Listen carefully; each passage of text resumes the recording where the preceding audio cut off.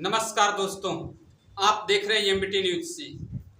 दोस्तों, गिर जाएगी भाजपा की सरकार, नीतीश और नायडू का रास्ता अलग हो जाएगा।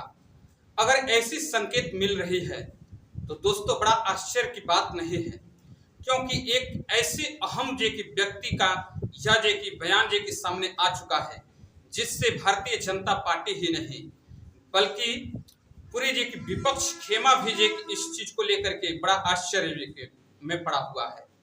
दोस्तों, मैं बात करना चाहता हूं सुप्रीम कोर्ट के न्यायाधीश डीवाई चंद्रचूड़ साहब का एक तलखी बयान है कि गिर जाएगा भारतीय जनता पार्टी का सरकार और नीतीश और नायडू का राजनीति का अंत तय हो जाएगा जब भारतीय जनता पार्टी में सम्मिलित रहेंगे।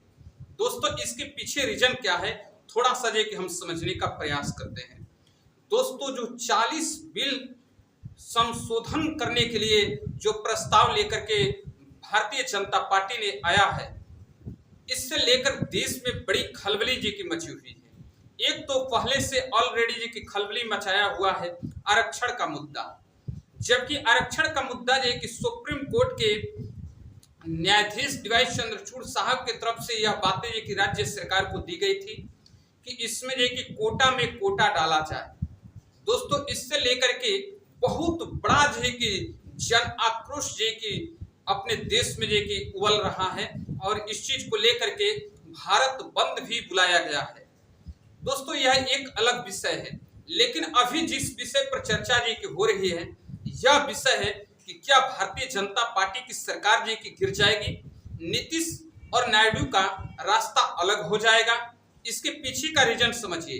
जो 40 बिल पर संशोधन करने के लिए भारतीय जनता पार्टी लेकर के आई है, जिसमें एक है वक्फ बोर्ड, जो मुस्लिम समुदाय से लेकर है।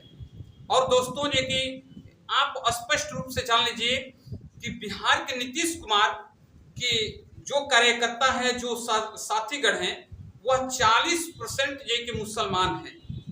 उन्हें रोजा इफ्तार में बुलाया जाता है और तमाम तरीके के मुस्लिम समुदाय के समाज में नीतीश कुमार को जगह दिया जाता है। और नीतीश कुमार एक ऐसा शख्स है जो केंद्र की सरकार में भी भागीदारी में है और राज्य की सरकार में भी भागीदारी में है। जरा सोचिए कि दोनों जगह भागीदारी में है और इनकी इतनी बड़ी तादाद में मुस्लिम समाज सपोर्ट करती है।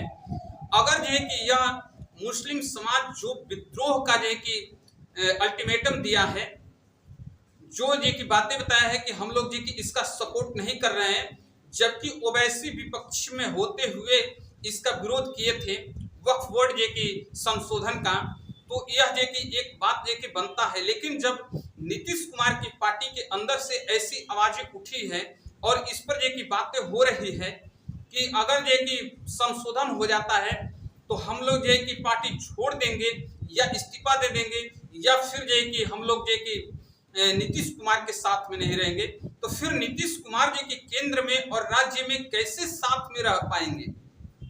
इससे यह जाहिर सी बात बनती है कि नीतीश कुमार को या केंद्र और राज्य में दोनों जगह बरकरार रहना है, तो फिर मुस्लिम समुदाय के साथ में रहना पड़ेगा, क्योंकि 40% उनके साथ नेता और कार्यकर्ता हैं।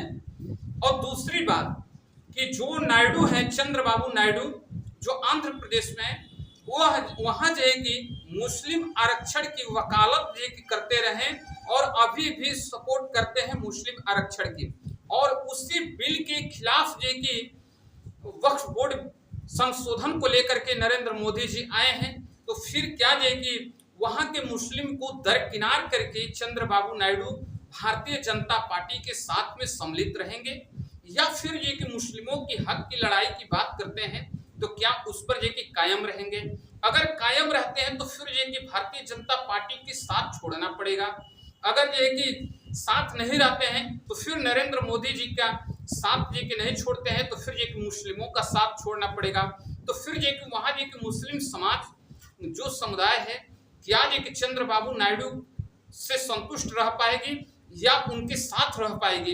अगर उनके साथ नहीं रहती है तो फिर चंद्रबाबू नायडू किस जे की पोजीशन के साथ जे की केंद्र में जे की सरकार में बने रहेंगे। अगर दोनों जगह से यह जे की बातें सटीक निकलती है, जैसे कि देश के सर्वोच्च न्यायाधीश का जे की संकेत है कि भारतीय जनता पार्टी का गठबंधन टूट सकता है और नरेंद्र मोदी जी की सरकार गिर सकती है। उसके दो बैसाखी हैं, एक नीतीश कुमार और चंद्रबाबू नायडू, जबकि दोनों बैसाखी के सहारे केंद्र की सरकार बनी हुई है और इन दोनों बैसाखियों को बचाने के लिए नरेंद्र मोदी जी स्पेशल जे की पैकेज जे की करोड़ों करोड़ों रुपया जो है कि बिहार और आंध्र प्रदेश को जो पैकेज के रूप में जो दिए हैं। क्या फिर इस चीज को बचा पाएंगे नरेंद्र मोदी जी, या फिर जो अल्टीमेटम जो संकेत मिल रहा है वह सही साबित हो जाएगा। अगर ये कि सही साबित होता है तो फिर ये कि दिक्कतें और मुश्किल ये कि केंद्र की सरकार भारतीय जनता पार्टी नरेंद्र मोदी जी के लिए ये कि मुश्किलें खड़ा हो जाएगी। अगर ये कि यह दोनों सही जी की बातें ये कि नहीं होता है तो फिर ये कि मुस्लिम समुदाय जो बिहार सरकार में है और जो चंद्रबाबू नायडू जिसने मुस्लिम समुदाय का आरक्षण का जो कि समर्थन करते हैं, वकालत करते हैं, उनको साथ छोड़ना पड़ेगा। दोस्तों, आप जो कि हमारे वीडियो कहां से देख रहे हैं यह जरूर जो कि मुझे कमेंट करके बताइएगा, और यह कमेंट करके जरूर बताइएगा कि हमारी बातें समझ में आ रही है या नहीं आ रही है। अगर बातें समझ में आ रही है तो हमारे चैनल को सब्सक्राइब जरूर कीजिएगा। धन्यवाद।